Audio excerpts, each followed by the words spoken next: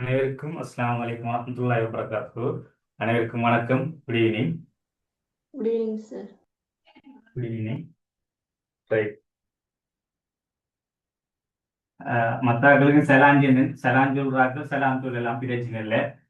வணக்கம் சொல்றார்கள், வணக்கம் சொல்லலாம். எல்லாருமே ஒரே மாணவர்கள் தான், சரியா?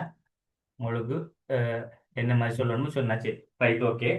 நாங்க இன்னைக்கு பார்க்க போற பகுதி வந்துட்டு அரசறிவியல் வந்துட்டு பாடப்பரப்பில் இந்த சிவில் சமூகம் என்பது ஒரு பிரதானமான ஒரு நிறுவனமாக பார்க்கப்படுது. இதுல நாங்க அரசாங்கம் என்ற நிறுவனம் பார்த்திருந்தோம். அதே போல கொஞ்சம் மீடிங்களா கேமரா கொஞ்சம் செட் பண்ணி தோன்ற உங்களுக்கு இந்த வெளிச்சம்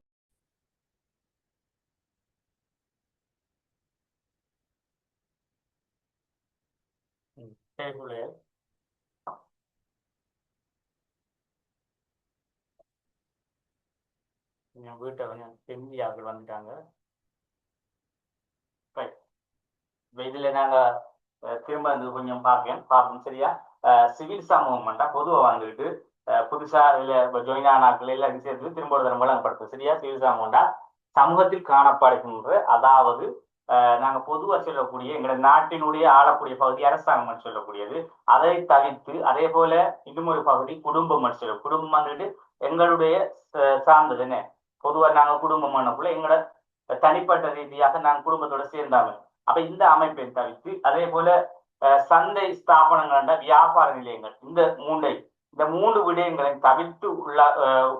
தவிர்த்த வேறு சில விடயங்களை கொண்டுதான் சிவில் சமூகம் சொல்றாங்க பொதுவா. அப்ப சிவில் சமூகம் வேண்டாம், சமூகத்தில காணப்படுகின்ற எங்களுடைய பொது நலன்கள், பொது தேவைகளை நாங்கள் நிவர்த்தி செய்வதற்காக தனிப்பட்ட ஒவ்வொரு நபர்களும் என்ன செய்யறாங்க, ஒரு நாங்க ஒரு குழுவாக சேர்ந்தோ அல்லது ஒரு சமூகங்களாக சேர்ந்து உருவாக்குகின்ற சில விடயங்கள் தான் சிவில் சமூகம் சொல்றோம். அதுல நாம் உதாரணமா கல்வி தொடர்பான விஷயங்கள் எடுக்கலாம், அதே போல பாடசாலைகள் எடுக்கலாம், அதே போல மத நிறுவனங்கள், அதே போல விளையாட்டு கழகங்கள் எடுக்கலாம். இப்படி பொதுவான சில விடயங்கள் எதுவாக இருக்கோ எல்லாமே நாங்க இந்த சிவில் சமூகம் என்ற விஷயத்துக்குள்ள உள்வாங்கப்படும், சரியா? இப்ப இந்த சிவில் சமூகத்தை பத்தி தான் சில விஷயங்களை நாங்க பார்க்க வேண்டியிருக்கும். அதுல வந்துட்டு முதலாவதாக சொல்லப்பட்ட விஷயத்தை பாருங்க. நாங்க ஒரு ஒழுங்கமைக்கப்பட்ட அரசியல் சமூகத்தில் காணப்படுகின்ற அரசாங்க, குடும்பம், சந்தை ஸ்தாபனங்கள் ஆகிய மூன்று நிறுவனங்களையும் தவிர அரசியல் சமுதாயத்தில் செயல்படுகின்ற அனைத்து ஸ்தாபனங்களின் கூட்டு மொத்தமே சிவில் சமூகம். இப்ப இங்கே சொல்லப்படுகிறது வந்துட்டு இந்த மூன்று விடயங்கள் நாங்க சொல்ற மாதிரி, அதாவது அரசாங்கம், குடும்பங்கள், சந்தை ஸ்தாபனங்கள் சொல்லக்கூடிய தவிர்ந்த அனைத்து நிறுவனங்களை. அப்ப இது அனைத்து நிறுவனங்கள் இதுக்கு வெளியால உள்ள விஷயங்கள்ல தான் சொல்லப்படுது. அப்ப இதுக்கு வெளியால என்னென்ன பகுதிகள் இருக்கோ எல்லாமே சிவில் சமூகத்துக்குள்ள வரும். அப்ப இது சிவில் சமூகம் என்ன, மக்களுக்கு சேவை செய்யக்கூடிய ஒரு பகுதியாக இருக்கு. அப்ப கல்வி எடுத்துக்கிட்டா, அதே போல பாடசாலை எடுத்துக்கிட்டா, இப்ப நம்ம சொன்ன உதாரணங்கள் எல்லாம் சொன்னேன். அப்ப இதெல்லாம் வந்துக்கிட்டு மக்களுக்கு சேவை செய்யக்கூடிய பகுதிகளாக இருக்கு. அப்ப இதைத்தான் என்ன சொல்றாங்க, இந்த ஒட்டுமொத்த நாங்க சொல்லலாம் எப்படி என்றால் ஸ்தாபனங்கள் என்று சொல்லலாம், அல்லது சில அமைப்புகள் என்று சொல்லலாம். நாங்க என்னத்தை அதற்கு ஒரு பேர் ஒன்று வைக்கமோ அவை எல்லாமே சேர்ந்துதான் இந்த சிவில் சமூகங்கள் என்று சொல்லப்படுது, சரியா? அந்த அடிப்படையில லண்டன் ஸ்கூல் ஆஃப் எக்கனாமிக்ஸ் என்ற விஷயத்தை தொடர்ந்து பாருங்க. அதுல அந்த புக்கூட சொல்லப்படுகின்ற சில விஷயம் உண்டு. ஒரு ஒழுங்கமைக்கப்பட்ட அரசியல் சமுதாயத்திலேயே பொதுநலனை நோக்காக கொண்டு அதற்காக பொறுப்புகளை தமக்கிடையே பங்கீடு செய்து கொண்டு பரஸ்பரம் அதிகார பிரிவமின்றி கூட்டாக செயற்படுகின்ற தயாராக உள்ள சமூகம் சீர்திருத்தம். அப்ப இதுவும் என்னண்டா, இப்ப பொதுவா நாங்க ஒரு ஒழுங்கமைக்கப்பட்ட ஒரு சமூகம். இப்ப உதாரணமாக ஒரு பிரதேசத்தை எடுத்துக்கொண்டா, பிரதேசத்தில் ஒரு ஒழுங்கமைந்த ஒரு சமூகம் மக்கள் இருக்காங்கன்னா அந்த மக்கள் எல்லாருமே தனிப்பட என்ன செய்வாங்கன்னா அவங்களுக்கு சில தேவைகள் இருக்கு. இப்ப ஒருவர் ஒரு விஷயத்தை விரும்புவார், ஒரு விஷயத்தை எதிர்ப்பார். அப்படியான மக்கள் எல்லாம் என்ன செய்வாங்கன்னா எல்லாருக்குமான ஒரு நலனான விஷயங்கள் தேவைப்படும். அப்ப இது வந்துட்டு எல்லாரும் ஒரு விஷயத்தை எதிர்க்கவும் கூடாது, அதை என்ன செய்யப்படாது, கொஞ்சம் பேர் தான் விரும்புற மாதிரியும் கொஞ்சம் பேர் எதிர்க்க மாதிரியும் இல்லாத சில விடயங்களை எதிர்பார்ப்பாங்க. அப்ப இதை நாங்க எல்லாருக்கும் பொதுவாக எது மக்களுக்கு பொருத்தமானதை அறிஞ்சு கொண்டு சமூகத்தில தந்த நலனான விடயங்கள் இதுல எங்களுக்கு முழுக்க நல்ல பிரயோசனம் இருக்கு என்று நாங்க அறியணும். முதல் அறிஞ்ச சில விஷயங்களை உருவாக்கக்கூடிய அவங்களுக்குள்ள ஒரு ஒற்றுமையான தன்மையை கொண்டு இனம் இல்லாம, மதம் இல்லாம, வேறுபாடுகள் இல்லாம ஒன்றா சேர்ந்து உருவாக்கப்படுகிற சில ஒரு அமைப்புகள் நாங்க சொல்லலாம். இவைதான் இந்த சிவில் சமூகத்தை இந்த சொல்லப்படுற லண்டன் ஸ்கூல் ஆஃப் எக்கனாமிக்ஸ் சொல்லக்கூடிய நூல்ல இருந்து நாங்கள் வழங்கிக் கொள்ளும். அதே போல தொடர்ந்து நாங்க பார்க்கல இங்க சொல்லப்படுறது வந்துட்டு சிவில் சமூகம் என்பது அரசுக்கு வழியில் சுயாதீன பிரஜைகள், அப்ப பாருங்க, சிவில் சமூகம் என்பது அரசுக்கு வெளியில சுயாதீன பிரஜைகளோடு சொல்லப்படுது. இப்ப சுயாதீன பிரஜைகள் யாரு? நாங்க ஒவ்வொரு மனிதன் தனிப்பட்ட என்ன ஆற்றல் உடையவன் நாங்க சொல்றோமா இல்லையா? ஏன் மனிதனுடைய நனத்தை வித்தியாசப்படும். இப்ப நாங்க ஒவ்வொருத்தருக்கும் ஒவ்வொரு விருப்பம் இருக்கும். அப்ப அதெல்லாம் சொல்றாங்க சுயாதீனமாக. அப்ப அவங்க வந்துட்டு ஒவ்வொரு ஆட்கள்ல அந்த சுயாதீனமான சுதந்திரமான தன்மை, சுயமாக செயற்படணும், சுதந்திரமாக ஒரு இதில் விஷயத்தில் ஈடுபடணும். அவ்வாறு சில விடயங்களை அடிப்படையை கொண்டுதான் இங்க பார்க்கப்படும். அப்ப சிவில் சமூகம் என்பது அரசுக்கு வழி சுயாதீனமான பிரஜைகள் தமது நோக்கங்களை ஒன்றிணைந்து ஒன்றாக செயற்படும் சமூக வாய்ப்பு. அப்ப அவங்களுக்கு இன்னொரு தடவை தலையீடு விதிக்கப்படாது. யாரு தலையீடு? பொதுவான தலையீடு வந்துட்டு குடும்பத்தில் தலையீடு விதிக்கப்படாது. அதே போல நாங்க இந்த வியாபார ஸ்தாபனங்கள் சொல்றோம். இப்ப இந்த வியாபார ஸ்தாபனங்களை நாங்க ஏன் சொல்றோம்னா அது அமுக்க குழுக்கு தொடர்பான விஷயம். இப்ப அமுக்க குழு என்பது உயர்ந்த ஸ்தாபனங்களை கொண்டுதான் மையப்படுத்தி, அதாவது வியாபார ஸ்தலங்கள், வியாபார ரீதியான அமைப்புகள் நாங்க சொன்னோம், அதுல பார்த்தோமே. அப்ப அதையும் தவிர்க்க வேண்டும். அதே போல அரசாங்க சார்ந்த விடயங்களையும் தவிர்க்க வேண்டும். அதே போல அரசியல் கட்சியான விஷயங்கள் இருந்தாலும் அதையும் தவிர்க்கணும். அப்ப அதெல்லாம் தாண்டி உள்ள பகுதியா அந்த சிவில் சமூகம் நல்ல வழங்கணும். அப்ப குடும்பத்தை நாங்க நீக்க வேண்டும். ஏன் குடும்பத்தையும் இதுக்குள்ள கொண்டு வரப்படாது, அது ஒரு பிரச்சனையை கொண்டு வருமே. குடும்பம் என்பது தனிப்பட்ட விஷயம், அது தனி வாழ்க்கையில் உள்ள சம்பவம். அப்ப இங்க வந்துகிட்டு பொது நலன் மையப்படுத்தப்படுது. அப்ப சமூகத்தில் இருக்க மக்கள்ல பொது நலன் எனக்குள்ள எல்லாரும் இந்த சுதந்திரமான சுயாதீனமான தன்மையானவர்களாக செயற்படுவதற்கு தான் இந்த கருத்தை சொல்றாங்க. எப்படி என்றா ஒன்றிணைந்த ஒற்றுமையாக செயற்படும் சமூக வாய்ப்பு. இதற்கு மேலாக இவ்வாறான வாய்ப்புகளில் செயற்படும் பிரஜைகளின் அமைப்பு அடையாளப்படுத்தப்படும். அப்ப இவங்க என்ன செய்வாங்க? அதாவது ஒரு ஒன்றிணைய போறாங்க. எப்படி ஒன்றிணைய போறாங்கன்னா அவங்களோட தேவைகளை நிவர்த்தி செய்யும் முகமாக எல்லாருமா சேர்ந்து ஒன்றிணைந்து செய்றாங்க. அவங்களுக்கு இப்ப உதாரணத்துக்கு கல்வி பிரச்சனை இருந்தா அதை எப்படி தீர்த்து வைக்கலாம். அப்ப ஏன் நாங்க இத சில விடயங்களை தள்ளி ஒதுக்குறோம்டா, அரசாங்கத்துல தலையீடு இருந்தா எங்களுக்கு சுதந்திரமாக செயற்பாடு கிடைக்குமா? இல்லை. இப்ப அதே போல குடும்பத்துல தொடர்பு இருந்தா நாங்க குடும்பத்தை பார்க்கதா எங்களோட சமூக ரீதியான விஷயத்த பார்க்கதா பிரச்சனை வரும். இப்போ நாங்க ஸ்தாபனங்கள் சொல்றோம் என்ன, சந்தை எனக்குள்ள பொருளாதார விடயங்கள். அப்ப பொருளாதார ஸ்தாபனங்கள் பொருளாதார விடயங்கள் அதுல அவங்க பெரியார்படுத்துறவங்க வந்துட்டாங்கன்னா இவங்கட இது பிரச்சனையாகும். அப்ப இவங்களெல்லாம் தள்ளி நாங்க பொதுவான நன்மைக்காக செயற்படக்கூடியவர்களாக இருக்கணும். அப்ப அதைத்தான் அவங்க சொல்றாங்க, இந்த விடயங்கள்ல இருந்து ஒதுங்கியவர்களாக இருக்க வேண்டியவர்கள் சிவில் சமூகம் சொல்றாங்க. அதே போல தொடர்ந்து நாங்க பார்க்கிறோம் சிவில் சமூகம் பற்றி காணப்படும் விரிவான கருத்துக்களுக்கு சில வரைவிலக்கணம் சொல்றாங்க. பாருங்க, தற்போதைய ஜனநாயக கோட்பாட்டில் சிவில் சமூகம் தொடர்பான எண்ணக்கருவுக்கு முக்கிய இடம் கிடைத்துள்ளது. வலுவான செயற்திறன் மிக்கதாகவும் சிவில் சமூகம் ஒன்று இருக்கும் உறுதியான ஜனநாயகத்துக்கு கிடைத்த பெறுபவராகவும் கூறப்படும். சிவில் சமூகத்தை பொறுத்தளவு பாருங்க, ஜனநாயக கோட்பாட்டுக்கு ஒரு முக்கியத்துவமானது. சிவில் சமூகம் இருந்தா ஜனநாயகம் என்ன செய்யலாம், நல்ல முறையில் என்ன செய்யும், வளர்ச்சி அடையும் என்று சொல்றாங்க. ஏன் அது எப்படி நாங்க சொல்லலாம் பார்ப்போம். சிவில் சமூகத்தை பொறுத்த அளவில் ஜனநாயகத்துக்கு மிக முக்கியத்துவமான ஒன்று சொல்றாங்க. எப்படி நாங்க அதை ஏற்றுக்கொள்ளலாம் பாப்போம். இப்ப ஜனநாயகம் என்னன்னு சொல்லுங்க பாப்போம். ஜனநாயகம் என்ன பாப்போம், யாரு சொல்றான்னு பாப்போம். நாங்க ஜனநாயகம் பண்றது இன்னும் படிக்கல, இருந்தாலும் நீங்க நோட்ஸ்கள் அறிஞ்சிருப்பீங்க. ஜனநாயகம் என்ன பாப்போம், சொல்லுங்க. ஜனநாயகம்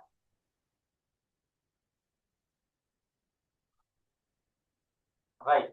இப்ப ஜனநாயகம் சொன்னா சொல்லப்படுற எல்லாரும் சொல்லுங்க. மக்களால் மக்களுக்காக நடத்தப்படுகின்ற மக்களுடைய ஆட்சி முறை. ரைட். மக்களால் மக்களின் விருப்பத்துக்கு அமைய ஏற்படுத்தப்படுகிற ஒரு ஆட்சி முறை ஜனநாயகம்னு சொல்லலாம். இப்ப இந்த ஜனநாயகத்துக்கும் சிவில் சமூகத்துக்கு என்ன தொடர்பு இருக்குன்னு சொன்னா, சிவில் சமூகம் வந்துட்டு யாருக்காக செயற்படுது? சமூகத்தில் உள்ள பிரஜைகள், மக்களுக்காக.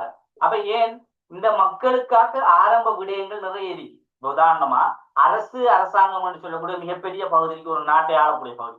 இப்ப இது வந்துட்டு எல்லாத்தையும் நேரடியா வந்து செய்யலாது. என்ன, ஒரு குறிப்பிட்ட விஷயத்த ஒரு அவங்களோட யாப்பின் பிரகாரம் உள்ள சட்ட அடிப்படையில் உள்ள விஷயத்த மட்டும் தான் பார்ப்பாங்க.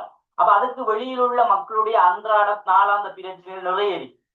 அப்ப இதையெல்லாம் தீர்க்கிறதுக்கு என்ன செய்யணும்டா, இந்த சிவில் சமூகத்தினோட அர்த்த முக்கியத்துவமாக நாங்க இதுகளெல்லாம் பயனாக அடைந்து கொள்ள முடியும். அப்ப இதுக்காக என்ன செய்யறாங்க, மக்களுடைய ஆரம்பம், அதாவது ஜனநாயக ரீதியான ஆரம்ப பேசிக்கே இந்த சிவில் சமூகத்தின் அடிப்படையில தான் என்ன செய்யுது, கட்சி எழுப்பப்படுது. அப்ப இது வந்துட்டு முழுக்க முழுக்க மக்களுடைய ஜனநாயகத்தை மதிக்கக்கூடியதாக, மக்களுடைய ஆரம்பத்திலே இருக்கின்ற சில அடிப்படை பிரச்சனைகளுக்குரிய ஒரு வெற்றி தளமாக ஒரு ஜனநாயகத்தை மதிக்கக்கூடிய ஒன்றாக இந்த சிவில் சமம் இருக்கு. அப்ப அதால இரண்டை நெருக்கமாக பார்க்கிறாங்க. அதே போல அரசியல் மற்றும் சிவில் சம கோட்பாடுகளில் சிவில் சமம் என்பது காணப்படுகின்ற 4 அர்த்தங்களில் இப்ப ஏன் நாங்க இந்த 4 அர்த்தங்கள் சொல்றோம்டா, இதுல பழமை தாராண்மைவாத கருத்து இருக்கு, அதே போல மார்க்சியவாத கருத்து இருக்கு, அதே போல ஒழுங்கமைந்த ஜனநாயக கருத்து இருக்கு, அதே போல புதிய மார்க்சியவாத கருத்து இருக்கு. இப்ப பழமை தாராண்மைவாதம், அதே போல பழமை வந்துட்டு மார்க்சியவாதம், இது ரெண்டும் பழமையான ஒரு கருத்து.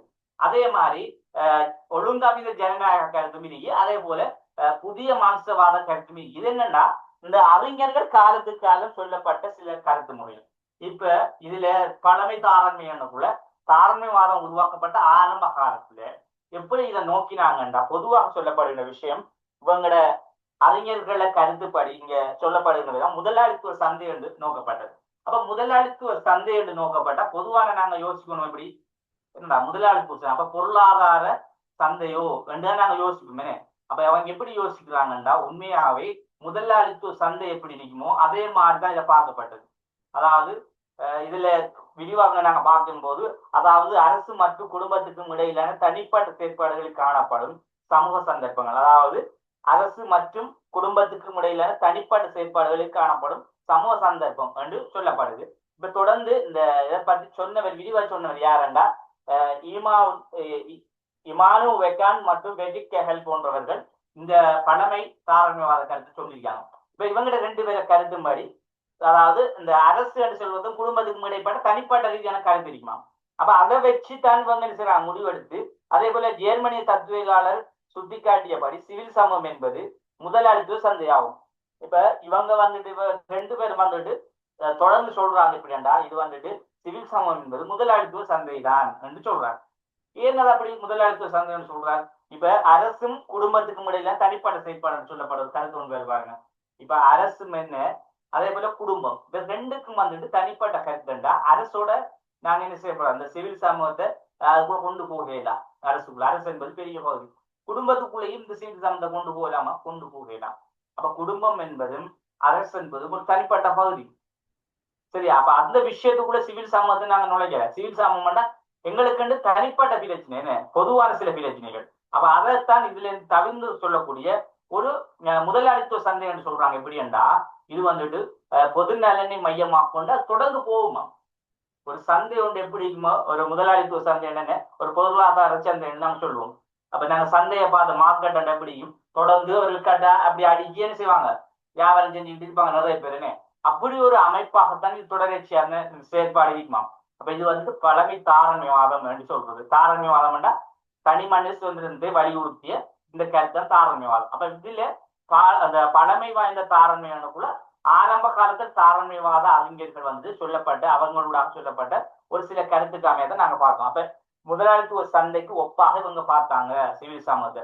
அப்ப நாங்க முதலாளித்துவ சந்தையனுக்குள்ள நாங்க எங்களோட கண் முன்னால முதலாளித்துவ சந்தை எப்படி இருக்குமன்றதை நாங்க திங்க் பண்ணி பார்க்கல. அந்த அளவில ஒரு கோர்த்த மாதிரி இருக்க செயற்பாடு இருக்கு. அப்ப உதாரணமா கல்வியை பார்க்கலாம், நாங்க பாடசாலைகள் நாங்க அதே போல நாங்க பார்த்தோமே பொதுவா சமமதத்தில காணப்படுற நிறைய இது விளையாட்டு கழகங்கள் எடுக்கலாம், மதஸ்தலங்கள் எடுக்கலாம், அதே போல நாங்க என்ன பொது நூலகங்கள் எடுக்கலாம். பொதுவா என்ன விஷயங்கள் இருக்கோ சமூகத்துக்கு நல்ல விஷயங்கள் கிடைக்க கூடிய பகுதிகள் இருக்கு, எல்லாத்தையும் நாங்க தொடர்பா பார்க்கலாம். அது என்னத்துல எங்களுக்கு சமூகத்தில் உள்ள மக்களுக்கு நலன் கிடைக்குதோ எல்லாத்தையும் நாங்க சிவில் சமமா பார்க்கலாம். அப்ப இப்படி ஒரு தொடர்பாக இந்த பழமை தாராண்மைவாத கருத்து பிரகாரம் சொல்லப்பட்டது. தொடர்ந்து பாருங்க பழமை மார்க்சிசவாத கருத்து. இப்ப பழமை மார்க்சிசவாத கருத்து என்று சொன்னா நாங்க எப்படி யோசிக்கலாம்? மார்க்சிசம் என்று சொன்ன என்ன, மார்க்சிசம் என்றாலே முதலாவது நாங்க என்ன சொல்லுவோம் சமூடமை சொல்றோம். பொதுவாக நாங்க மார்க்சிசம் என்று சொல்றதுக்கு சொல்லக்கூடிய சமூடமை என்றால் சமத்துவத்தன்மை மையப்படுத்தியது, எல்லா மனிதரும் சமமான ஒரு அந்தஸ்துல பார்க்கக்கூடிய ஒரு வாதம் என்று சொல்லலாம். அப்ப இங்கேயும் வந்துட்டு சிவில் சமம் என்பது முதலாளித்துவ சந்தை ஆகும் சொல்றாங்க. ஏன் பொதுவா தாராண்மைவாதம் வந்துட்டு அதுல இருந்து ஒரு விளைவுதான் நாங்க மார்க்சவாதம் பார்த்திருந்தோம். அப்ப மார்க்சவாதம் வந்துட்டு முழுக்க நோக்கப்பட விஷயம் என்னன்னா அரசினுடைய தலையீடு குறைவாக இருக்கணும், சந்தை என்ற விஷய பொருளாதார விடயம் வந்துட்டு ஆளும் வர்க்கமாக எங்கட தொழிலாளி வர்க்கம் வர வேண்டும் என்ற கொள்கையின் அடிப்படையில் உருவாக்கப்பட்டதான் இந்த மார்க்சவாதம். என்ன அப்ப இந்த மார்க்சவாதம் வந்துட்டு சொல்லப்படுகின்ற அடிப்படையில சிவில் சமூகம் என்பது முதலாளித்துவ சந்தையாகும் என்ற கெகலின் கருத்து. அப்ப முதலாளித்துவ சந்தை என்று சொன்னாலே தாராண்யவாத கருத்துல, அப்ப அதுல இருந்து இவங்க எப்படி அதை நோக்குறாங்கன்னா, மேலும் முன்னோக்கி கொண்டு போகும்போது கார்ல் மார்க்ஸ் சிவில் சமூகம் என்ற எண்ணக்கருவை முதலாளித்துவ சமூகம் என்பதற்காக மற்றும் ஒரு மாற்றீடு பதமாகவே பயன்படுத்துறாங்க. அப்ப அவர் அதை என்ன செய்யறாங்க, முதலாளித்துவ சமூகம் என்றதை வேறதா சொல்றாரு. அப்ப அப்படி வராது, முதலாளித்துவ சமூகம் இல்லை, நான் அதுக்கு வேறொரு கருத்தொண்ட சொல்றேன், வேறொரு கருத்தொண்ட சொல்றார். இந்த மார்க்சவாத கருத்தின்படி சிவில் சமூகத்தில் சகலருக்கும் தனது தனிப்பட்ட சுய விருப்பு வெறுப்புகளை நிறைவேற்றிக் கொள்வதற்காக அவர்களுடன் போட்டி போடுவதற்கு நடைபெறுகின்ற இதன்படி சிவில் சமூகத்தில் உள்ள நபர்கள் தனித்தனியை பிரிந்து தனித்தனிப்பட்டு தமது சாத்தியப்பட்டை பூர்த்தி செய்ய கொள்ளக்கூடிய முடியாத நிலைக்கு கொண்டு செல்வது நடைபெறுகின்றது. இப்ப என்னண்டா வேறுடைய கருத்தின்படி சொல்லப்படுது சிவில் சமூகம். இதெல்லாம் வந்துட்டு ஆரம்ப காலத்துல இவங்களாக உருவாக்கிய சில கருத்துக்கள். ஆனா பொதுவா சிவில் சமூகம் நாங்க சொல்ற கருத்து தான் சிவில் சமூகம். இப்ப சமூகத்துல காணப்படுகின்ற சிவில் சமூகம் இதைத்தான் நாங்க சொல்லலாம். சரியா? அப்ப இதெல்லாம் வந்து ஆரம்பத்தில் சிவில் சமூகம் என்ற விஷயம் உருவாக்கப்படுவதற்கு முதல் எவ்வாறு பார்க்கப்பட்டது. அப்ப அந்நேரம் சிவில் சமூகம் என்ற விஷயத்த முழுமையா நோக்கேன். சிவில் சமூகம் என்ற பாடப்பரப்ப சிவில் சமூகம் என்ற நாங்க என்ன பார்க்கணும், அந்த வரைவிலக்கணம் முதல் சரியாக நோக்கப்படலை. அப்ப கொண்டு வந்தாங்க. ஆனா அது சில ஆய்வுகள் மேற்கொண்ட போது ஒவ்வொரு கருத்துக்களை பார்க்கக்குள்ள சிவில் சமூகம் சில கருத்துக்களுக்கு அமைவ சிலதுக்கு சரியாப்பட்டு சிலதுக்கு சரியாப்படாத மாதிரி ஒவ்வொரு கருத்துக்களை முன்வைச்சாங்க. அப்ப அந்த அடிப்படையில் வேற கருத்தின்படி, அதாவது சிவில் சமூகத்தை பத்தி சொல்லக்கூட முதலாளித்துவ சமூகம் என்று சொல்லக்கூடிய கருத்திலிருந்து மாற்றமா சொல்றார். அதாவது மனிதன் பொதுவாக சமூகத்தில் உள்ள சகலும் தனிப்பட்ட சுயமான விருப்பு வெறுப்புகளை நிறைவேற்றிக் கொள்வது. அப்ப தனிப்பட்ட ரீதியான சுயமான விருப்பு வெறுப்பு இருக்குமா, அப்ப அதை நிறைவேற்றிக் கொள்வதற்காக ஒவ்வொருத்தரும் என்ன செய்யறாங்கன்னா சில செயற்பாடுகளை முயற்சிகளை மேற்கொள்றாங்க. அப்ப அந்த முயற்சிகள்ல போட்டி போடுறாங்க. இதன்படி சிவில் சமூகத்தின் நபர்கள் தனித்தனி பிரிந்து தனிப்பட்ட தமது சாத்தியப்பாட்டை பூர்த்தி செய்து கொள்ள முடியாத நிலைக்கு தள்ளப்படுகிறார்கள். கொண்டு செல்ல முடியாத நிலைக்கு கொண்டு செல்வது. அப்ப பூர்த்தி செய்ய கொள்ள முடியாத நிலை என்றால் அவங்களால முடியாது. ஆனா ட்ரை பண்ற முயற்சி செய்யறாங்க. எங்களோட நலன்களை நிறைவு செய்வதற்கு தனிப்பட நாங்க என்ன செய்யணும், இப்ப விராக்களும் தனிப்பட பிரச்சனை, அப்ப அதை நிவர்த்தி செய்யணும், இந்த சமூகங்களோட தான் நிவர்த்தி செய்யணும் கருத்தை முன் வைக்காங்க. அப்ப அந்த அடிப்படையில முயற்சி செய்யறாங்க. ஆனா முடியாத ஒரு நிலைமையாகுது என்ற கருத்தை சொல்றாரு. அப்ப இது அவருடைய கருத்து. அப்ப பூரணமாக சிவில் சமூகம் உருவாக்கப்பட போது இதுக்கு புறவுதானே. அப்ப நாங்க பார்க்கலாம் புதிய மார்க்சவாத கருத்துன்னு சொல்லக்கூடிய கருத்தும் ஏற்பட்டது பொருள்தான் பூரணமாக சிவில் சமூகம் என்றால் என்ன, அது எப்படி உருவாகியது, அதுக்கு உருவாவதற்கு சாத்தியம் என்னன்றதை நாங்க தொடர்ந்து பார்ப்போம். சரியா?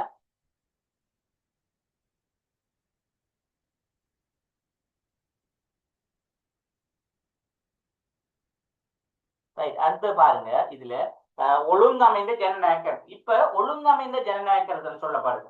இப்ப ஒழுங்கமைந்த ஜனநாயகம் சொல்லக்குள்ள நாங்க பழமை தாராண்மைவாத பக்கத்தை பார்த்தோம், அதே போல பழமை மார்க்சவாத கருத்தை பார்த்தோம். இப்ப அடுத்த மூன்றாவது படிமுறை வருது ஒழுங்கமைந்த ஜனநாயகத்து. இப்ப இந்த ஒழுங்கமைந்த ஜனநாயகத்துல எப்படி பார்க்கப்படுதுன்னா, இவங்க கொஞ்சம் சிவில் சமூகத்துக்கு தொடர்பான, அதாவது சரியான முறையில சில விஷயங்களை சொல்றாங்க. அப்ப இது வந்துட்டு ஏற்றுக்கொள்ளக்கூடிய மாதிரி.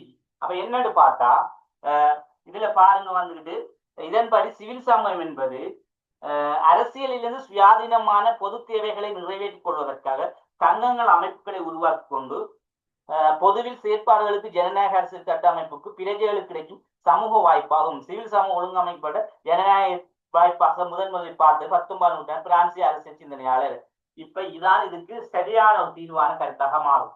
இப்ப பார்க்கலாம், நாங்க சிவில் சமூகம் என்பது எப்படின்னா அரசியல் சுயாதீன பொது தேவைகளை நிறைவேற்றிக் கொள்வது.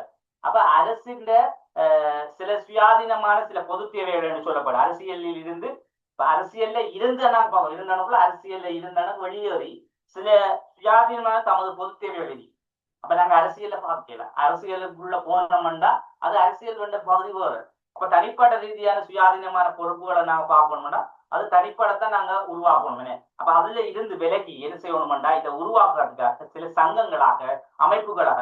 இப்ப பாருங்க, நாங்க ஏன் சங்கங்கள் அமைப்புகள் சொல்றோம்டா, நாங்க என்ன சொல்றோமே, இப்ப பாடசாலை அடிக்கலாம், அதே போல தொண்டு நிறுவனங்கள் நாங்க சொல்றோமே. இப்ப இதையெல்லாம் சேர்ந்து என்ன செய்யும்னா மக்களுக்கு பொது தேவைகள் கருதி ஒரு அமைப்பாக மாறும். அப்ப அதைத்தான் நாங்க சமூகத்துல காணப்படுகின்ற சிவில் சமூக அமைப்புகள் சொல்றோம். அதே போல இயக்கங்கள் சொல்றோம். அதை நாங்க தொடர்ந்து பார்ப்போம். அடுத்த நீங்க பார்க்க போற பேஜ்ல இருக்குமே. பார்ப்போம். சரியா, அது எப்படி வருதுன்றது. இப்ப தொடர்ந்து நாங்க பார்க்கலும் இந்த தேவைகளை நிறைவேற்றிக் கொள்வ. ஒரு நிமிஷம் இருங்களா, வாங்க முடியட்டும், அதான் முடியட்டுமா.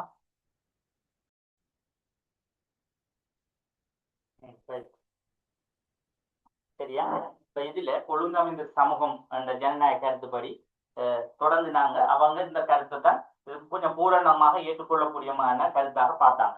அப்ப அந்த அடிப்படையில வந்துட்டு சொல்றாங்க, ஜனநாயக அரசியல் கட்டமைப்பில் பிரஜைக்கு கிடைக்கும் சமூக வாய்ப்பு.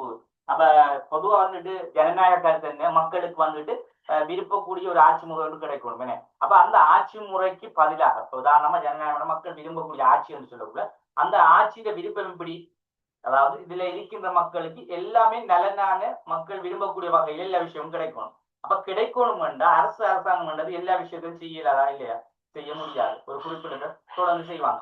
அப்ப அதால இவங்க இந்த ஜனநாயகத்தை தொடர்ந்து ஒரு நாங்க பேணக்கூடியதாக ஒரு ஒழுங்கமைந்த ஒரு ஜனநாயகமாக நாங்க பார்க்கணும்டா முதல் ஆரம்பம் வந்துட்டு இந்த சமூகத்துல காணப்படுகிற இந்த பொதுவான நலன்கள், மக்களுக்கு என்ன தேவை, என்ன பிரச்சனை, எது செய்தா தொடர்ந்து நாங்க ஒரு அரசாங்கத்தோட ஒரு நல்ல நிலைமையா இருக்கலாம், ஜனநாயகத்தை எப்படி நாங்க அந்த மதிக்கலாம்ன்றத இந்த பேசிக் தான் இந்த சமூக சிவில் சமூகம் என்று சொல்லக்கூடியது. அப்ப இந்த சிவில் சமூகத்தின் ஊடாக நாங்க ஆரம்பத்தில் இருந்து மக்களுடைய தேவைகள் எல்லாம் நிவர்த்தி ஆயிருந்தாண்டா அது ஒரு ஒழுங்கமைந்த ஜனநாயகமாக நாங்க பார்க்க முடியும். ஏன் ஜனநாயகம் என்பது மக்களுடைய தேவையை பூர்த்தி செய்வதா. அப்ப அவங்க எப்படி விரும்புறாங்களோ அதே மாதிரி இருக்கிறது ஜனநாயகம். அப்ப அந்த தேவை பூர்த்தி அடையக்கூடிய முதலாவது வாய்ப்புக்குரிய பகுதியான சிவில் சமூகம்ன்றது நாங்க விளங்கிக் கொள்வோம். இப்ப விளங்கிட்டு அவங்களுக்கு ஒழுங்காம இந்த ஜனநாயக கருத்துப்படி சிவில் சமூகம் என்னது விளங்கிட்ட பிள்ளைய ஏதாவது விளங்காட்டி அவடத்தை கேளுங்க. ஏதாவது விளங்காத பகுதி இருக்கா சொல்லுங்க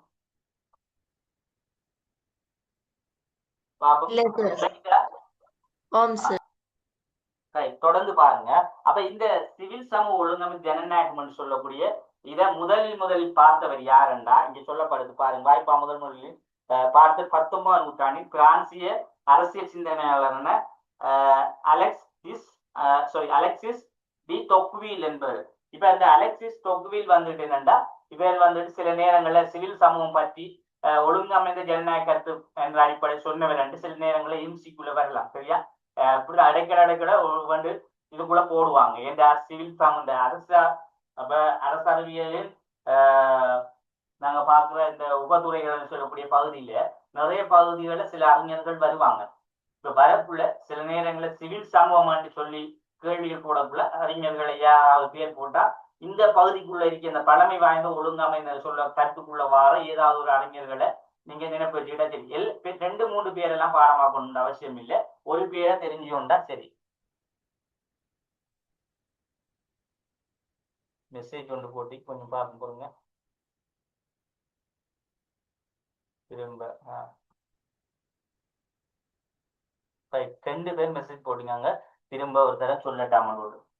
இப்ப இந்த ஒழுங்காமை இந்த ஜனநாயக கருத்தின்படி எப்படி பார்க்கப்படுறா பொதுவா வந்துட்டு சிவில் சமூகம் என்பது ஜனநாயக கோட்பாட்டிற்கு தொடர்புடைய ஒன்றான நாங்க முதலீட்டுல பார்த்தோம்.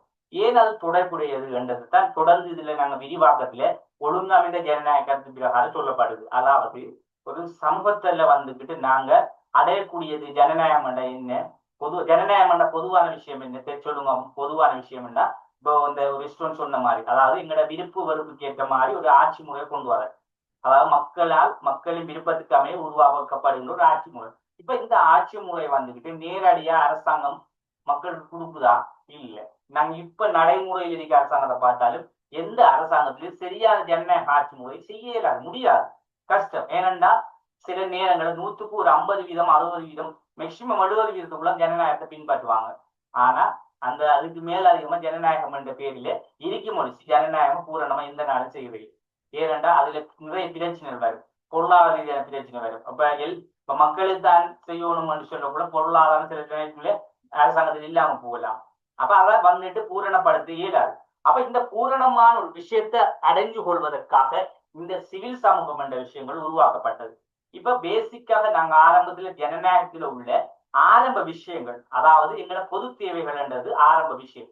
உதாரணமாக கல்வி சார்ந்த பிரச்சனைகள் இருக்கும், இப்ப எங்களோட சமூகம் சார்ந்த பிரச்சனை, கலாச்சார சார்ந்த பிரச்சனைகள் இருக்கும், அதே போல பாடசாலையில சில பிரச்சனைகள் இருக்கும், அதே போல போக்குவரத்து எங்களுடைய சமூகத்துக்குள்ள உள்ள வீதிகள் சார்ந்த ஏதோ ஒரு பிரச்சனை, அதே போல இளைஞர்களுக்கு மத்தியில் ஏதாவது பிரச்சனைகள் இருக்கலாம்.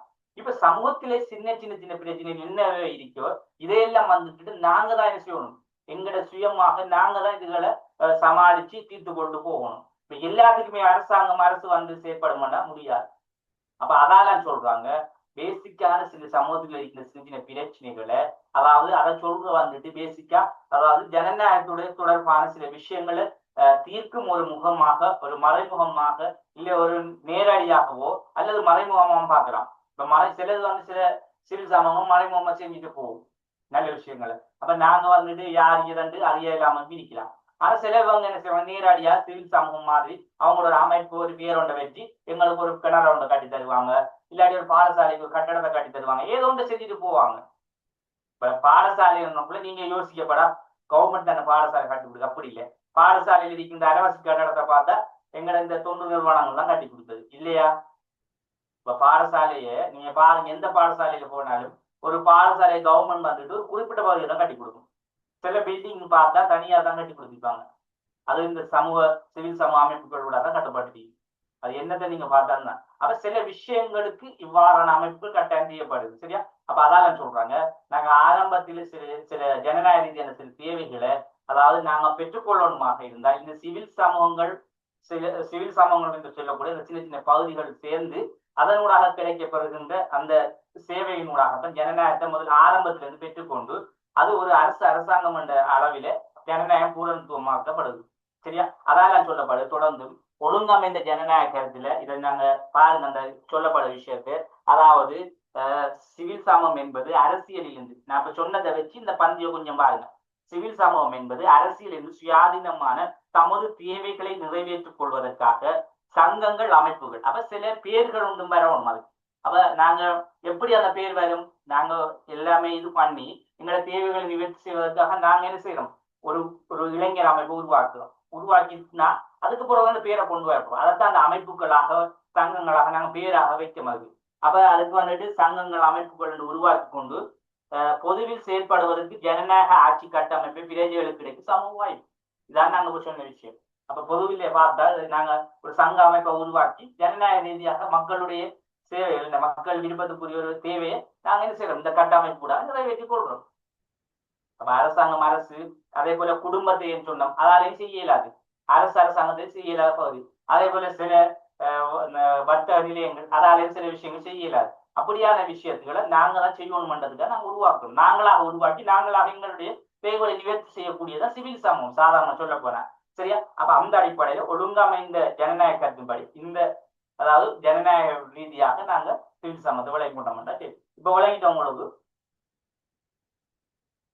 ரெண்டு பேர் கேட்டீங்க, ரெண்டு பேருக்கு டவுட்டும் கிளியரா சொல்லுங்க அப்போ.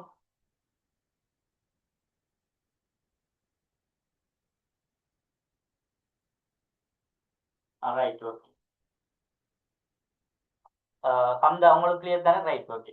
சரி, அடுத்தது பார்ப்போம். தொடர்ந்து பாருங்க. கொஞ்சம் குயிக்கா நாங்க இதை முடிச்சுக்கிட்டோம்னா பெரும்பாலும் நாளை தான் முடிக்கலாம். ஏன்னா இதுல எப்படியும் கொஞ்சம் விடுபடும். நாளைக்கு 2 சேர்த்து நாளைக்கு ஃபுல்லா முடிச்சுட்டு அடுத்த கிளாஸ்ல 3வது யூனிட்டை தொடங்கலாம். சரியா? உங்களுக்கு எக்ஸாம் போட்டுக்கீங்க, தயாராக வர ஜனவரி 4 நம்ம 4-5 போட்டிக்கங்க, தயாராகி கொள்ளுங்க. சரியா? ரைட். அடுத்தது புதிய மார்க்சவாத கருத்தின்படி பாருங்க, இந்த கிரம்சியன் என்று சொல்றவரை கருத்து. இப்ப இந்த புதிய மார்க்சவாத கருத்து உருவாக்கப்படுது. அப்ப அவங்களோட கருத்துப்படி பார்க்கல பூரணமான ஒரு சிவில் சமூகம் ஒன்று உருவாவதை நாங்க பார்க்கிறோம். இப்ப 19ஆம் நூற்றாண்டிலே இந்த கருத்து முன்வைக்கப்படுது. இப்படித்தான் என்ன செய்யுது, ஜனநாயக ரீதியா பார்க்கக்கூட இந்த மாதிரிதான் இருக்கும் சிவில் சமூகம்டான்னு சொல்றாங்க. இப்ப 19ஆம் நூற்றாண்டுக்கு பிறகு ஒரு கருத்து ஒன்று கொண்டு வரப்படுது, புதிய மார்க்சவாத கருத்து. நாங்க ஏற்கனவே பார்த்த பழைய மார்க்சவாத கருத்து இருந்து ஒரு என்ன தொழிற்பாடு, அதுல இருந்து ஒரு விளைவாக உருவாக்கப்படுது. அதுல அந்தோனிய கிரம்சி என்ற இத்தாலி நாட்டு மார்க்சவாத சிந்தனையாளர் 1930ஆம் ஆண்டில் சொல்றார். அவர் எழுதிய ஆவணங்கள் சிவில் சமூகம் என்பதற்கு புதிய மார்க்சவாத அர்த்தப்படுத்தலை வழங்கினார். அப்ப அவர் எழுதின ஒரு ஆவணம் ஒன்றிலே சிவில் சமூகம் என்று சொல்லப்படுறதுக்கு, இந்த சிவில் சமூகம்ன்றதுக்கு அவர் ஒரு பேரை சொல்றார். எப்படின்னா, அதாவது 1930 இந்த சிவில் சமூகம்ன்றதுக்கு அவர் ஒரு பேரை சொன்னார். எப்படின்னா, தொடர்ந்து பாருங்க, புதிய மார்க்சவாத அர்த்தப்படுத்தலை வழங்கினார். இதன்படி சிவில் சமூகம் என்பது சிவில் சமூகம் என்பது அரசு மற்றும் பிரஜைகளுக்கு இடையிலாக காணப்படும் சமூக கலாச்சார வாய்ப்பாகும். அப்ப இவர் எப்படி சொல்றார்? அதாவது தொடர்ந்து நான் பார்க்கிறேன். இதன்படி சிவில் சமூகம் என்பது அரசு மற்றும் பிரஜைகளுக்கு இடையிலாக காணப்படும் சமூக கலாச்சார வாய்ப்பு. அப்ப அரசு அதோட தொடர்ந்து என்ன சொல்லப்படுது? மற்ற பிரஜைகளுக்கு இடையிலாக காணப்படும் சமூக கலாச்சார வாய்ப்பு என்று இவர் சொல்றார். ஏன் உண்மையாவே அரசு பிரஜை என்ற அரசு அரசாங்கம் சொல்லக்கூடிய பகுதி இருக்கிறேன். அப்ப இந்த பகுதி வந்துட்டு ஏன் நாங்க அரசாங்கத்தை வந்துட்டு இதுல கழிச்சிருக்காங்க? அரசாங்கம் எல்லாம் ஒண்ணுதான் இருந்தாலும் அரசை ஏன் இதோட தொடர்புண்டா? அரசண்டா இது இப்ப எங்களோட நாடு, இந்த நாட்டுல அரசாங்கம் என்பது என்ன செய்யுது? ஒரு ஆளும் பகுதி, அது மக்கள் தான் தெரிவு செய்வாங்கன்னு. அதே போல குடும்பம் வந்துட்டு தனிப்பட்ட ஒரு பகுதி. அதே போல நாங்க பார்த்தோம், ஆரம்பத்துல இருந்து பார்த்தோம் இந்த வியாபார தளங்கள். இப்ப இந்த 3 பகுதியுமே நாங்க தவிர்த்து போட்டு இதுல அரசு மட்டும் இதுல இவங்க தொடர்படுத்த சொல்றாங்க. எப்படின்னா அரசும் பிரஜையும், அதாவது இவங்க ஒவ்வொன்றா ஆய்வு செஞ்சு திரும்ப ஒரு பைனல் முடிவுக்கு சொல்றார். அரசையும் பிரஜைகளையும் தொடர்படுத்தலாம். அரசண்டா என்ன?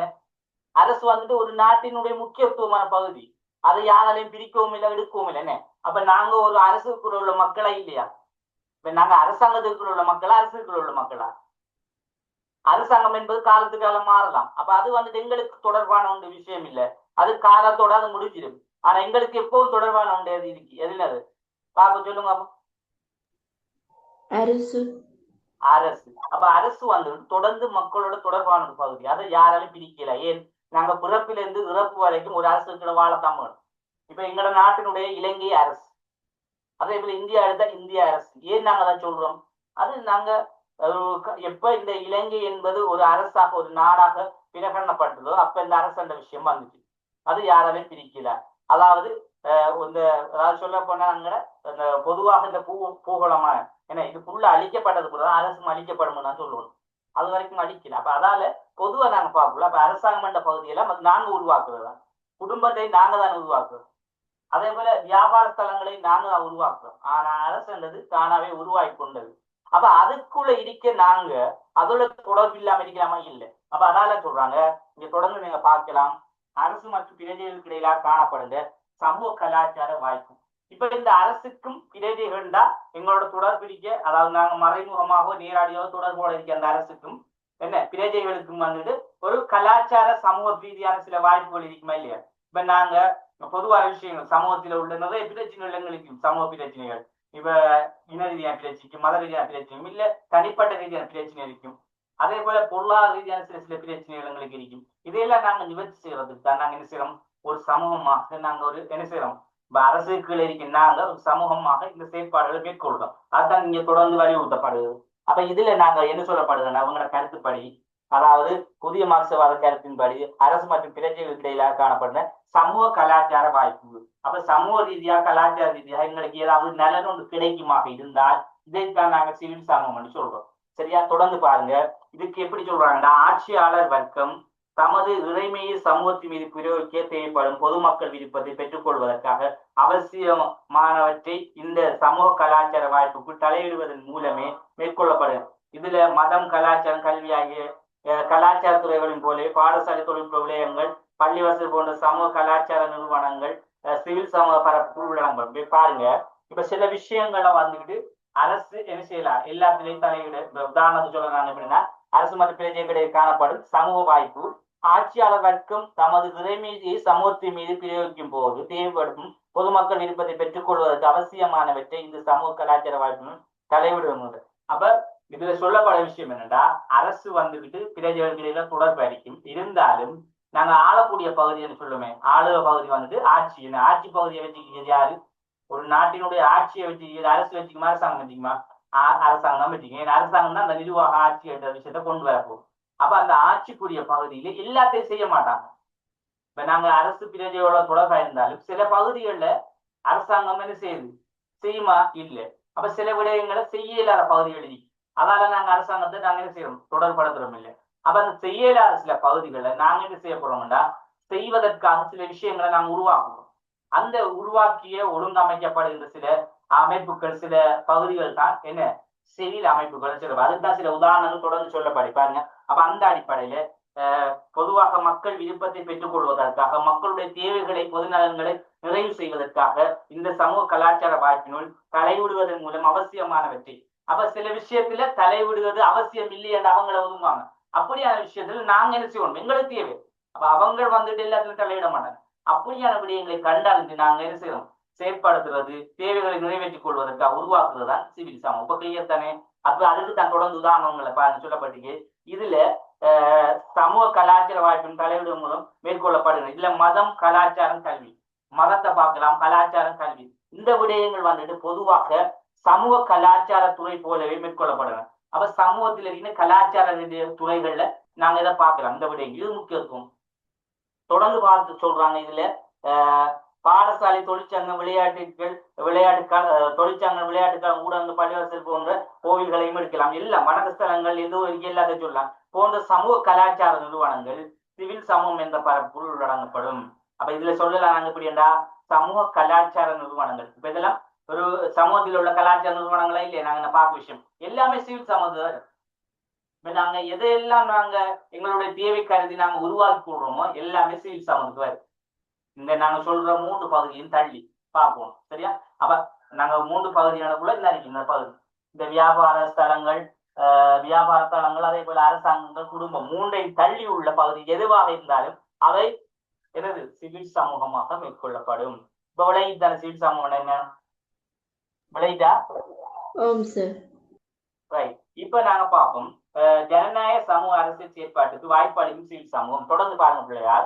இப்ப ஜனநாயக சமூக அரசியல் செயற்பாட்டுக்கு வாய்ப்பளிக்கும் சிவில் சமூகம்டா இப்பதான் நாங்க இப்ப சமூகத்தில நவீன காலங்கள்ல உருவாக்கப்பட்ட சிவில் சமூகம். அது எப்படி உருவாக்கப்பட்டதான் நாங்க இப்ப பார்க்கிறோம். எந்த ஆண்டில எந்த பகுதியில உருவாக்கப்பட்டது, இதுதான் நாங்க பைனலா சிவில் சமூகம்ன்றது இப்படித்தான் உருவாக்கப்பட்டது. அப்ப ஏன் இதுக்கு முதல் வந்துட்டு இந்தந்த அமைப்புகளை பார்க்கப்பட்டது. இப்ப பழமை தாராண்மைவாத கருத்துல பார்க்கப்பட்டது, பழமை மார்க்சவாத கருத்துல பார்க்கப்பட்டது, திரும்ப ஒழுங்கமைக்கப்பட்ட ஜனநாயக கருத்துல பார்க்கப்பட்டது, முடிவாக வந்துட்டு நவீன தாராண்மைவாதம் சொல்லலாம். புதிய தாராண்மை இல்ல மார்க்சவாதம், புதிய மார்க்சவாதம் சொல்ற கருத்துலையும் கூட பார்க்கப்பட்டது. ஆனா முடிவை வந்துட்டு சமூக ஜனநாயக அரசியல் செயற்பாட்டுக்கு வாய்ப்பளிக்கும் சிவில் சமூகம் என்ற அளவிலே எப்படி உருவாக்கப்படுதுன்னா, அப்ப இதுல இருந்து நாங்க முடிவு என்னத்துல பார்க்கலாம்டா, உண்மையாவே சமூக ஜனநாயகத்துலதான் முக்கியத்துவமானதாக இருந்ததுன்றதை நான் பார்க்கலாம். 4 விடயங்கள், 4 கருப்பொருளை பார்க்கக்குள்ள எங்களுக்கு அழகா தெளிவா தெரியுது. இதுல முடிவு வந்தது சரியா பார்க்கக்குள்ள இந்த ஒழுங்கமைந்த ஜனநாயக கருத்தின் அடிப்படையில தான் இதுக்கு முடிவு சரியாக இருக்கின்றது விளங்குதுனே. அந்த அடிப்படையில தான் நாங்க ஜனநாயக சமூக அரசியல் செயற்பாட்டுக்கு வாய்ப்பளிக்கும் சிவில் சமூகம் எப்படி உருவாக்கப்பட்டது என்றதை நாங்க இப்ப பார்க்க போறோம். ரைட். பாருங்க, இதுல 1970 இருந்து 1980 தசாப்தங்களில் ஆரம்ப பகுதியில் சிவில் சமூகம் என்பதற்கு இதன் அர்த்தப்படுத்தல்கள் பயன்படுத்தப்பட்டது. அப்ப இந்த கால பகுதியில தான் இந்த சிவில் சமூகம் என்பது எல்லாருக்கும் மத்தியில ஒரு அமுல்படுத்தப்படுகின்ற வகையில எல்லாருக்கும் மத்தியில தெரிவிக்கப்படுது. இப்ப இதுக்கு முதல் சிவில் சமூகம் ஒரு கொஞ்சம் சில குழப்பகரமானதாக பார்க்கப்பட்டிருந்தது. ஆனா பூரணமான ஒரு நிலைமையில இது சிவில் சமூகம் எல்லாராலும் ஏற்றுக்கொள்ளணும். சிவில் சமூகம் என்பது ஒரு ஜனநாயகத்தின் முக்கிய பண்பு. அதாவது நவீன காலங்களில் சிவில் சமூகத்தினுடைய பங்கு மிக அவசியம் என்று பார்க்கப்பட்டது.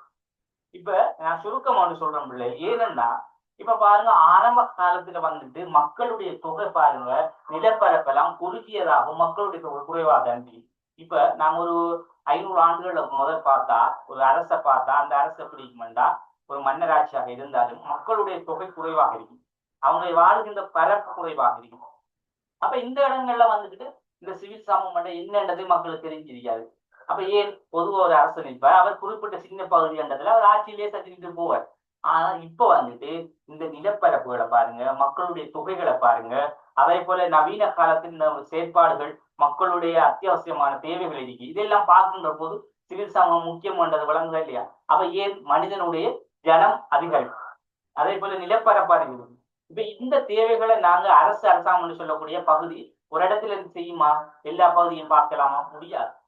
இதுக்காக நாங்க இந்த அமுகக்குழு என்று சொல்லக்கூடியது அரசியல் கட்சிகளால நாங்க சில தேவைகளை உணர்ந்து கொள்றோம், அமுகக்குழுவால உணர்ந்து கொள்றோம், சிவில் சமூகத்தால தேவைகளை உணர்ந்து கொள்றோம். ஏன் இதெல்லாம் சமூகத்தில சமூக நிறுவனமாக பார்க்கப்படுது. ஏன் இதுங்களோட பிரஜைகளுக்கு மக்களுக்கு செய்யக்கூடிய நிறைவேற்றக்கூடிய பகுதியாக இந்த முக்கியத்துவமான அரசியல் நாங்க பார்த்தோமே. அதாவது அரசாங்கம் பார்க்க வேண்டிய பிரதான நிறுவனங்களை பார்த்தோம்னா இவைகள் எல்லாமே மக்களுடைய தேவைகளை நிறைவு செய்யக்கூடியதாக உருவாக்கப்பட்டிருக்கு. ஏனென்றா அந்த நாங்க சொன்ன ரெண்டு விஷயம், ஒரு நிலப்பரப்பு அதே போல மக்களுடைய தொகைகளையும் பார்க்கின்ற போது அப்ப இதை தேவைகள் அதிகரிக்க எங்களுடைய இந்த நவீன கால அரசியல் சில தீர்மானங்கள் சில எண்ணக்க கோட்பாடுகளும் புதிதாக என்ன செய்யும் மாற்றம் வரும். அப்ப இதெல்லாம் புதிய விடயங்கள் நவீன காலத்துல கொண்டு வரப்பட்டது அந்த அமைப்பு குழு சிவில் சமூக விஷயம் எல்லாம். இது போல நாங்க பார்க்க போற ஒப்பிட்ட அரசியலும் அப்படித்தான். அப்ப இதெல்லாம் என்னதுக்குன்னா மக்களுடைய அடுத்தடுத்த ஜெனரேஷன், அதாவது தொகைகள், மக்களுடைய தொகைகள் அதிகரிப்பு, அதே போல நாடுகளின் பெருக்கங்கள், இதுகளை கண்டுதான் என்ன செய்யறாங்க இந்த நவீனத்துவத்தான விஷயங்களை இன்னும் புதிதாக மக்கள் பிரயோசனப்படுகிற அளவில் இலகுபடுத்த வகையில உருவாக்கப்பட்டிருக்கிறத நாங்கள் இது பேசிக்காக நாங்கள் விளங்கணும். இப்ப ஏன் இதெல்லாம் உருவாக்கப்பட்டிருந்த பேசிக்கான விஷயம் தான் நம்ம சொன்னோம், சரியா? ரைட் பிள்ளையர். அப்ப தொடர்ந்து பாருங்க. அப்ப இது வந்துட்டு சிவில் சமூகம் என்பதற்கு இந்த அர்த்தப்படுத்தல் பயன்படுத்தப்பட்டது. ஜனநாயகம் காணப்படாத லத்தீன் அமெரிக்கா, கிழக்கு ஐரோப்பா மற்றும் ஆசியா, அதே போல ஏகதேச அதிகாரங்களிலும் எதிரான ஜனநாயக ஆட்சி இயக்கங்கள் தோற்றம் பெற்று சமூக அரசியல் தேவைகள் இயக்கங்களையும் அறிமுகப்படுத்தப்பட்ட இந்த எண்ணக்கரு பயன்படுத்தப்பட்டது. இந்த நாடுகளில் யாவற்றிலும் ஏகதேச ஆட்சி பொறிமுறையில் கீழ் அரசியல் கட்சி காணப்பட்டமையால் அந்த ஆட்சி பொறிமுறைக்கு எதிராக சமூக அரசியல் செயற்பாடான தொழிற்சங்கங்கள், மத அமைப்புகள், விவசாயிகள் போன்ற ஊடகங்களை அடிப்படையாக கொண்டே தோற்றம் பெற்றது. இப்ப சில நாடுகளை பொறுத்தளவில் எங்கள நாட்டில்தான் நாங்க ஒரு சில நாடுகளை நாங்க நேரடியாக இந்த சிவில் சமூகங்களை நாங்க சின்ன சின்ன பகுதிகளா பார்க்கிறோம். ஆனா சில நாடுகளை பொதுவாக சிவில் சமூகங்கள் இருக்கும், ஆனா அது மறைமுகமாக இருக்கும். நாங்க நேரடியாக பார்க்கலாம், அங்க மறைமுகமா பார்க்கலாம்னு சொல்றாங்க. எப்படின்னா அங்க வந்து சில அமைப்புகளாக சில சங்கங்களாக தொழிற்பாடு கொண்டிருக்கும். அப்ப அது மறைமுகமாக காட்டிக்கொள்ளாத பகுதிகளாக செயற்படுவாங்க. அப்ப அதெல்லாம் சொல்றாங்க. அதுல வந்துட்டு ஜனநாயகம் காணப்படாத லத்தீன் அமெரிக்கா போன்ற நாடுகள், ஜனநாயகம் உள்ள நாடுகளை பொறுத்தளவிலே நேரடியா நாங்க பார்க்கிறோம். எங்கட நாட்டுல கொஞ்சம் மண்ணம் ஜனநாயகம் இருக்கு, அதாவது நாங்க நேரடியா சிவில் சமூகத்தை பார்க்கணும். இப்போ கூட ஒவ்வொரு ஆட்கள் சமூகத்திலையும் ஒவ்வொரு பிரதேசங்களையும் இருக்கு. ஆனா இந்த சில நாடுகள் ஜனநாயகத்தை பின்பற்ற நாடுகளை சில மறைமுகமாக பார்க்கல பகுதிகளாக சிவில் சமூகம் இருந்து கொண்டே இருக்கும். அதுக்குதான் சில உதாரணங்களை சொல்றாங்க. அதாவது அரசியல் கட்சி கூடுதலாக காணப்படுறதால, இப்ப அரசியல் கட்சி ஒரு பின்னதான் நிறுவனம் தானே, அப்ப அரசியல் கட்சி காணப்படுறதால ஆட்சி பொறுமுறைக்கு எதிரான சமூக அரசியல் செயற்பாடு வந்து தொழிற்சங்கங்கள், மத அமைப்புகள், விவசாய இயக்கங்கள் போன்ற ஊடகங்களை அடிப்படையாக கொண்டு சுவற்றுகின்றன. அப்ப இது பெரிய சில அமைப்புகள் கொண்டு தொழிற்பாடுகளை வெளிநாடுகளை நாங்க பார்க்கிறோம். ஏனென்றால் இது வந்துட்டு பெரிய அமைப்புகள் என்று பார்க்கக்குள்ள அது நாங்க ஒரு அமைப்பா பார்ப்போம். ஆனா அது சிவில் சமூகம் தான் இருந்தாலும் நாங்க அதை அவங்க காட்டிக்கொள்ள மாட்டாங்க, இவங்க நாங்க சிவில் சமூகம் தானே. ஆனா அது அவங்களும் ஒரு தொழிற்பாடை செஞ்சு கொண்டிருப்பாங்க, மறைமுகமா இருந்து மக்களுடைய தேவைகளை பிரச்சனைகளை நிவர்த்தி செஞ்சு கொண்டிருப்பாங்க. ஏன் இது ஜனநாயகமாக இருந்தா அது ஒரு கவனத்துல கொள்ளப்பட்டிருக்கும். ஜனநாயகம் இல்லாத சில நாடுகள்ல வந்துட்டு கவனத்தில் கொள்ளப்படுவது குறைவு. தொடர்ந்து நாங்க பார்க்கலாம், இந்த இயக்கங்களின் பணிகள் அரசியல் கட்சிகள் செய்யாத பணியாகவே இருந்தன. இவ்வாறான இயக்கங்கள் பின்னர் ஜனநாயகத்தின் அரசியல் கட்சிகளுக்கு சமாந்தரமாக மற்றும் அரசியல் செயற்பாடுகளில் முன்னெடுக்கப்பட தொடங்கின. இதனால் அரசியல் கட்சிகள் அல்லாத அரசியல் ஒழுங்கமைப்புகள் என்ற அடையாளம் சிவில் சமூகத்தில் அடையாளத்துக்கு கிடைத்தது. இப்ப பாருங்க, அரசியல் கட்சியோட இந்த சிவில் சமூகத்தை ஒப்பிட்டு பார்க்கறாங்க. எப்படி என்றா, அரசியல் கட்சி வந்துட்டு முழுக்க அதிகாரத்தை கைப்பற்றி ஆட்சிக்கு போவது மட்டும்தான் முழு நோக்கம். அப்ப ஆட்சிக்கு போனது போலதான் மக்களுடைய தேவையை செய்வாங்க, நிவர்த்தி செய்வாங்க. அப்ப அங்க பாராளுமன்றத்துக்கு போனாதான் எங்களுக்கு ஓட்டு போட்ட மக்கள் கிட்டத்தட்ட ஒரு 10,000 பேர் போட்டிருக்காங்க, நாங்க அவங்களுக்கு சேவை செய்வோம், இப்படிதான் தலைவர் போறாங்கன்னு.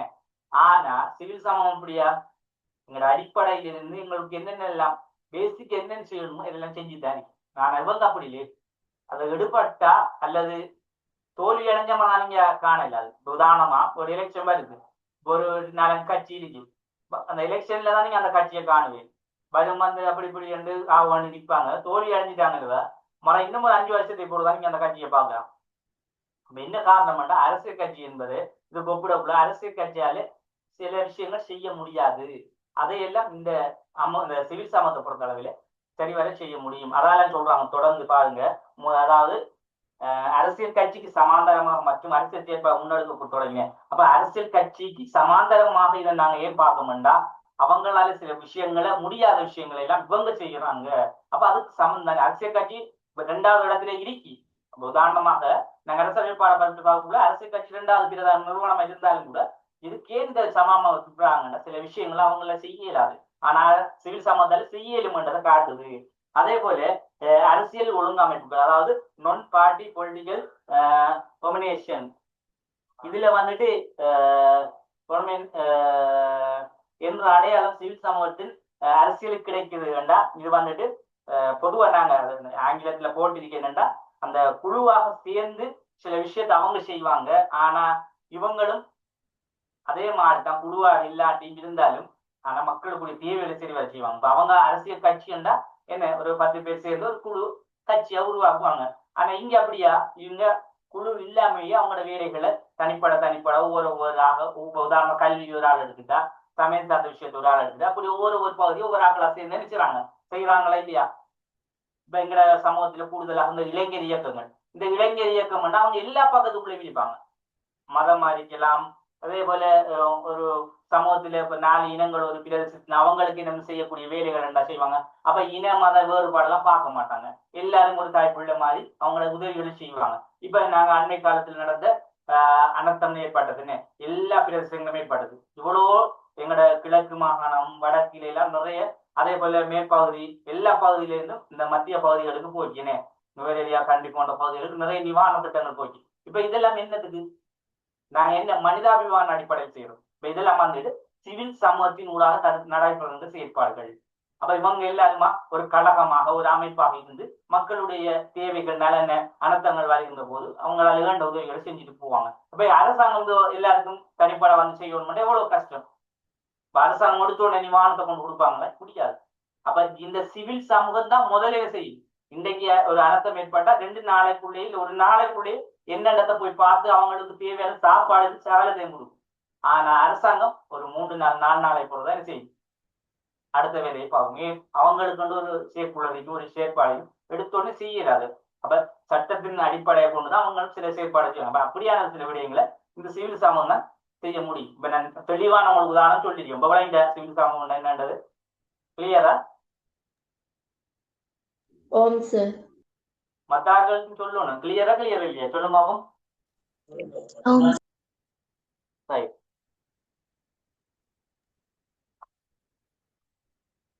7:40 நாங்க இன்னொரு 5 நிமிஷத்துக்கு பார்த்துட்டு முடிச்சு கொள்ளும். சரியா?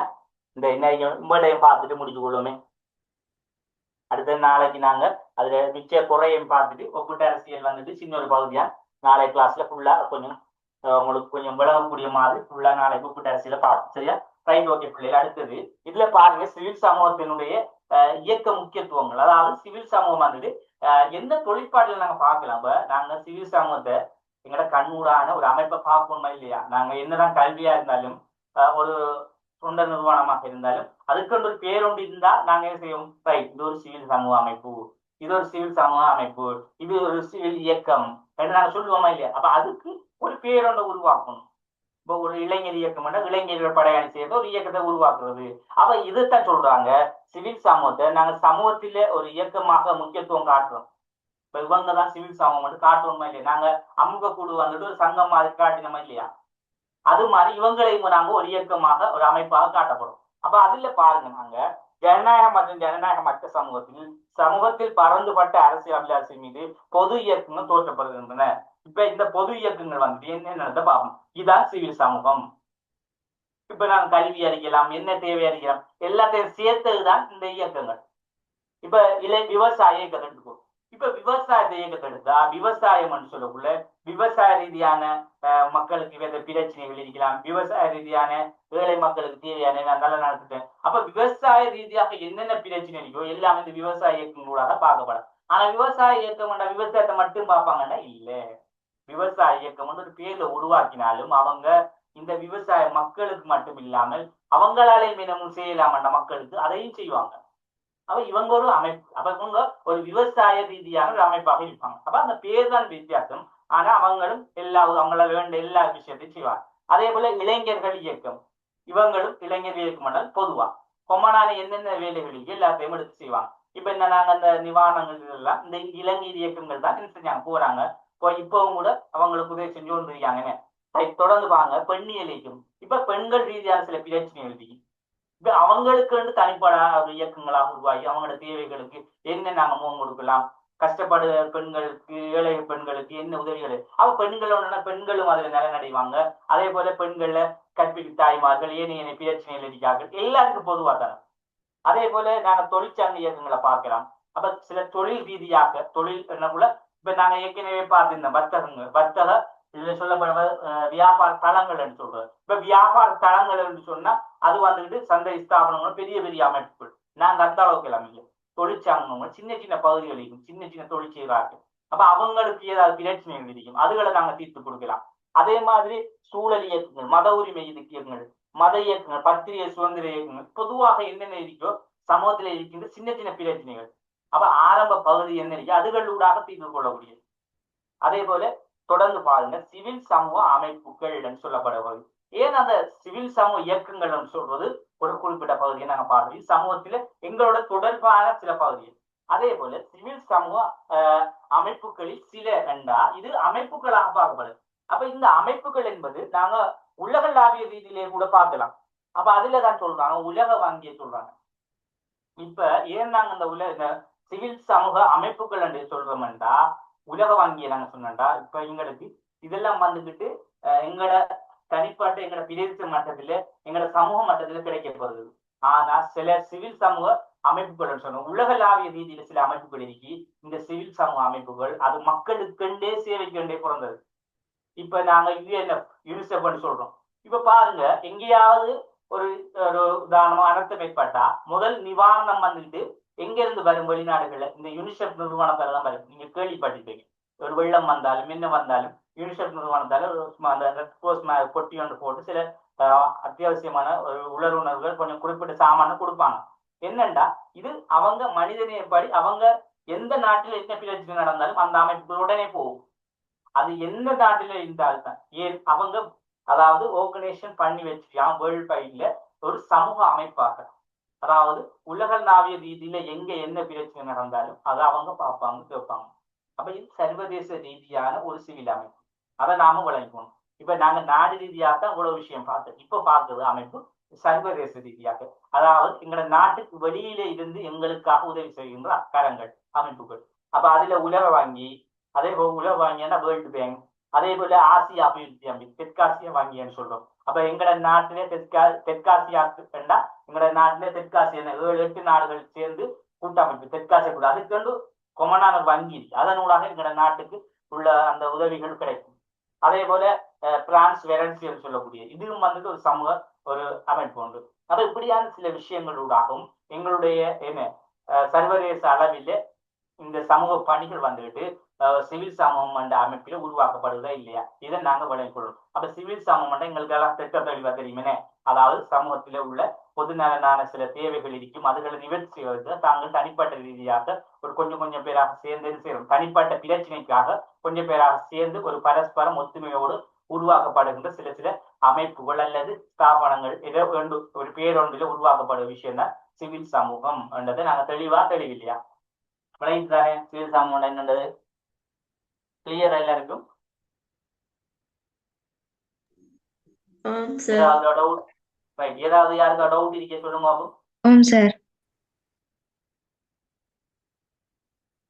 கிளியர் மத்தாக்களும் சொல்லணுமே. ஏதாவது டவுட் இருந்தா சொல்லுங்க. கிளியரா எல்லாரும் கிளியர் தானே? சரி, நாங்க அடுத்தது வந்துட்டு நாளைக்கு இதுல ஏதாவது டவுட் இல்லையா சொல்லுங்க. நாளைக்கு நாங்க இந்த சிவில் சமூகத்தின் பண்புகளை பார்த்துட்டு அதே போல இது சிவில் சமூகம் உருவாகுவதற்கு செல்வாக்கு செலுத்திய காரணம் அப்ப எந்த கால பகுதியில் இது உருவாக்கப்பட்டதை பார்த்துட்டு நாங்க அடுத்தது ஒப்பிட்ட அரசியல் என்ற விஷயத்தை பார்ப்போம். சரி, நாளைய வகுப்புல ஃபுல்லா பூரணமா முடிச்சு கொள்வோம். அனைவருக்கும் நன்றி. ஜஸாக்கல்லாஹ், தேங்க்யூ வெரி மச். சரியா, ஏதாவது டவுட் இருந்தா தனிப்பட நீ போட்டு கேளுங்க. அடுத்தது வந்தவங்க எல்லாரும் மெசேஜ் ஒன்று போடுங்க. சரியா, குரூப்ல இன்றைக்கு பெரும்பாலும் எல்லாரும் சொல்லுங்க. ஏதாவது கேட்கணுமா? Right, okay. குரூப்ல மெசேஜ் ஒன்று போட்டு கொள்ளுங்களா.